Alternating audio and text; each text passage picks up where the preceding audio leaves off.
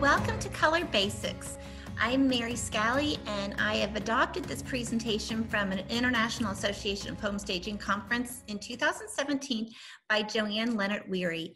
And I will just tell you, I have learned more things from Joanne than you can imagine. She's as ditzy as can be, and I love her to death, but does she understand color? So she has given me permission to adapt this to today's presentation, and I just want to thank the Montgomery Texwood Home Show for inviting me to share this with you. So, and please note, photos in this presentation are not all proprietary, but used for educational and demonstration purposes. Let me just tell you a little bit about Joanne.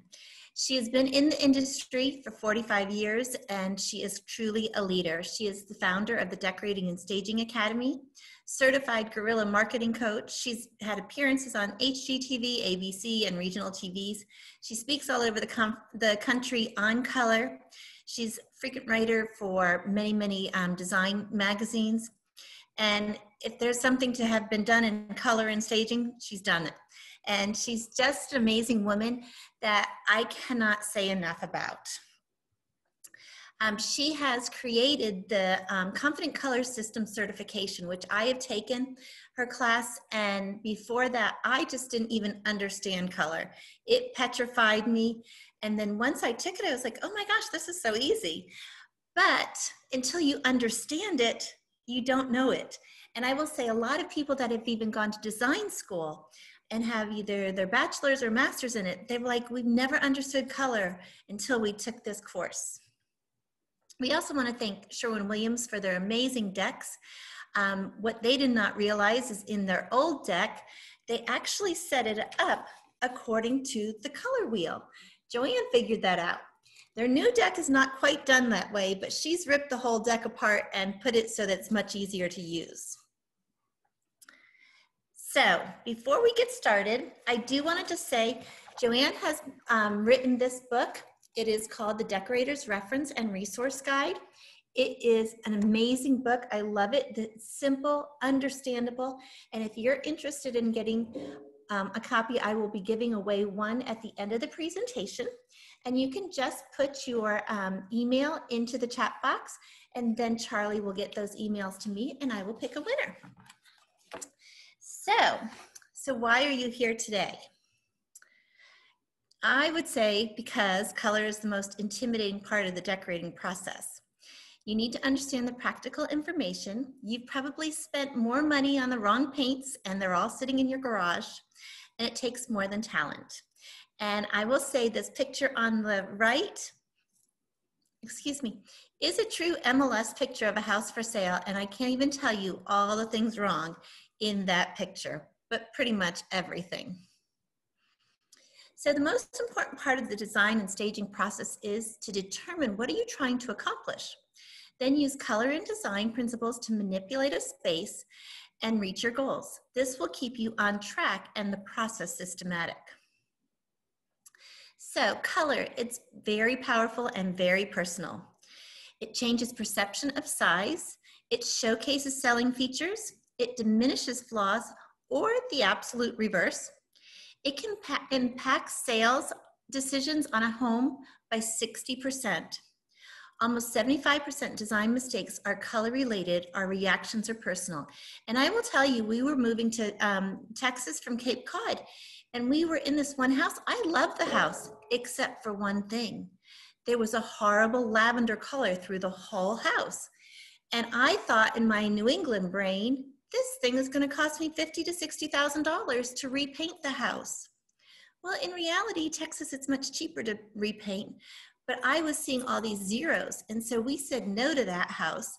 In the reality, it got painted a neutral color within the next 2 weeks, and a friend of mine bought the house.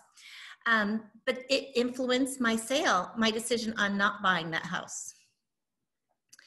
So depending upon how you see things and what your brain loves, you may be attracted to this beautiful white world, or you might be more attracted to more color. Neither one is wrong. It's how your brain sees things and how you are impacted by color.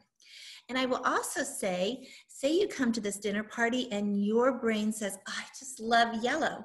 And somebody sits in your yellow chair, you are going to be pissed all through the evening. You're not going to understand why, but it's all from your lizard brain, the unconscious, that is saying, that's my chair and I can't even listen to anybody else because you're sitting in my chair and I want to be in my chair. So let's talk color fundamentals. We have warm and cool colors. And as you see, there is the color wheel. And the color wheel really determines how we put things together. Just like in relationships, opposite sides of the color wheel attract. We have in power, the advance and recede, why, instant interest and manipulation, and how. We never want to divide anything evenly in a room. We want a mix of 60, 30, and 10% of colors.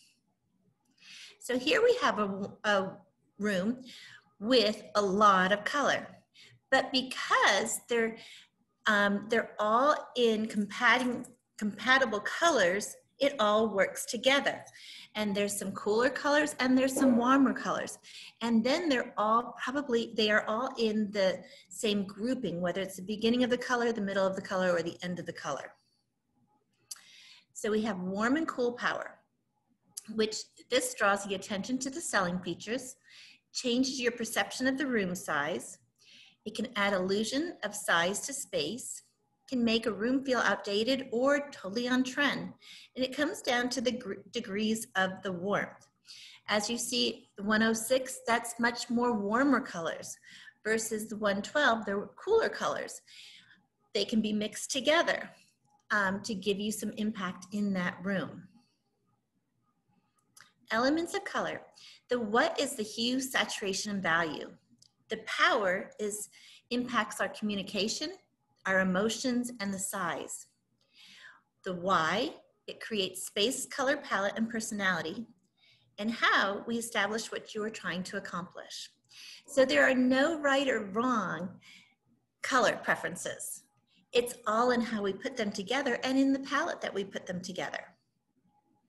So we start with the hue. The hue is the identifier. Okay, so often people say, well, what's your color? What's your favorite color? And you're like, well, blue. Well, that doesn't answer anything because we haven't clarified what palette that blue is in. So there's perception versus reality. When you look at your paint deck, you say, pick a blue. You read that strip number, and is that your favorite blue or somebody else's favorite blue? And let me look at blues with you. Which blue are you? Okay, these blues are all beautiful. The one in the middle, totally a diva. It is very, very strong, but it's balanced with neutrals. The one over to the right at the top corner is very, very much a calming, very calm, probably in the D palette. Again, all beautiful blues, but what blue is your favorite? So here we have, the hue is really the pure part of the color. We add white to it and we get the tint of the color. We add gray to it, we get the tone, and we add black and we get the I can't read it, the shade, sorry. So hue tips and tricks: never rely on the name only, perception, not reality, and validate with saturation. So we start with the hue, the identifier, but we need to go to the saturation because the saturation is going to clarify the hue. The saturation equals purity or intensity, clean versus dirty, vibrant versus muted, crisp versus soft. It impacts your emotions, and it can make or break your element. Again, look at all of these strips. They are all the same colors, but they're different saturations of the color. Again, at Sherwin-Williams, they break it down by saturations as well. And you can always tell what your color is coming from by looking at where it's gone on the color. And whether it's going to have maybe a yellow undertone or it's going to have a gray undertone, a lavender undertone. And so this really is a great situation here. Here we have same colors, different saturations. On the left, very, very diva, but it's balanced off with white and black. On the right, much quieter palette, much more warm and cozy. Color loves a party. What we want to make sure is that we are completing the room and not competing the room. And this is where you will be dealing with undertones, the color beneath the color, and hue biases, which is the impact of the color's neighbor. So when we look at this picture, what do you notice first? Is it competing or completing? It's truly competing. All you see is that diva yellow, and had it been paired with maybe white and black, it would have worked. But in this room, it's paired with the D palette, which doesn't even work with the divas. Here in this situation, again, it's a competing situation. It's a very, very quiet, peaceful bathroom until you look at that yellow, and that's what you see first on the bathtub. Had it been done in a white clawfoot tub, beautiful. This situation, probably in a store, but all you see is that very diva chair, competing. Yet we go to a piece of artwork and that's all done with nature, and nature never competes with itself. It always completes on itself. Again, competing or completing. These are diva colors on the walls. I would never put diva colors on the walls. I might use them in pillows, maybe in some chairs, but we're going to balance them off with white and black. So how do we do this? How do we figure out what our palette is? Well, this is where Joanne has made the best test, and it's so easy to figure out. And again, each person is going to have a different palette preference. So we break the palette, the old deck, into 4 different palettes. And you can see where the page numbers 121 to 139, that's the divas. Those are the big, strong, full colors, total saturation. And I would ask you, between these, as we're working with a room in your home, which palette do you like better? Most people are going to say, between these two, I like this grouping. Great. And then I'm going to ask for the next palette. Between, oops, nope. I dropped them the wrong way. Between these 2 palettes, which do you like better? Again, a majority of people will then say, I prefer this palette. And then we're going to get down to the least saturated and say, again, which grouping do you like better? And most people are going to be in either of these 2 palettes. If you're in the others, that's perfectly fine. You're just very cheerful and outgoing. But this is generally where we see our homes. So then we're going to decide whether we're a C or a D, and I will say the majority comes down to D. Now we've gotten rid of 75% of the color wheel, and we can now start saying, well, what color do you feel most comfortable maybe on your walls? And then we're going to work with those and the complementary colors that go with them. So it's a foolproof, stay within the same level of saturation. Keep it up, kick it up by mixing completing, not competing saturations. Remember your goal and remember your power words. This is a test that I use all the time from Joanne. Oops, oops. Oh, we'll have to get to that. I thought it was the next slide. But here we are. On the left, this room is actually a C palette versus a D palette. A little bit more cheerful, a little bit more subdued. Here we go with Joanne's words.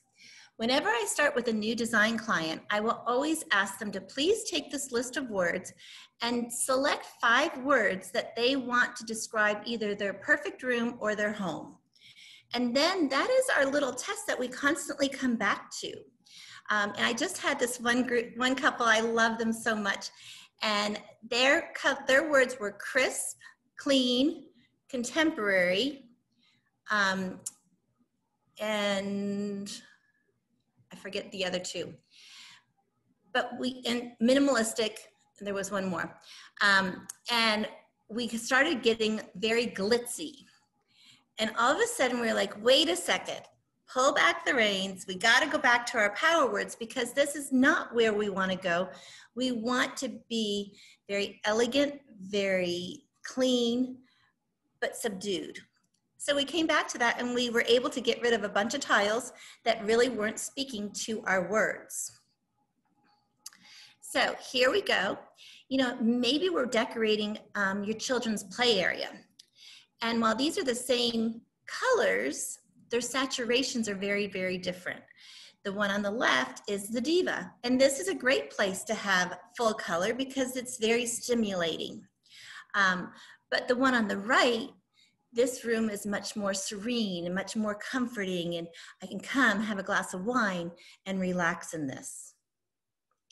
This room, probably the word would have been traditional, very elegant. And again, you keep everything on a muted, more muted section, and we're probably working in palette D. Here, family room, lots of the same colors, but comfy, cozy, eclectic. Put your feet up. And here, very, very shabby chic, very quiet, very serene, and lovely. So then we look at the value, which is created with white. Think light or dark, up and down the paint strip. This impacts your perception of size and drama, high or low contrast.